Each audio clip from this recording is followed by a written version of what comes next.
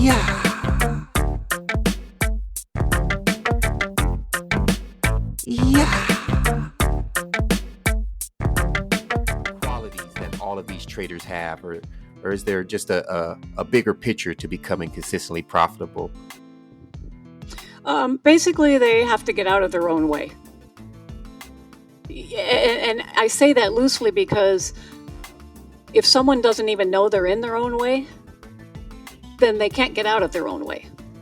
So that's why a lot of times, like I said, somebody could have the free 30-minute chat with me, or they could have a one-time consultation, or they could have multiple consultations.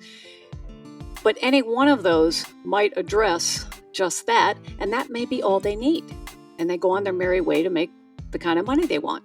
So it's the personal makeup of each individual trader.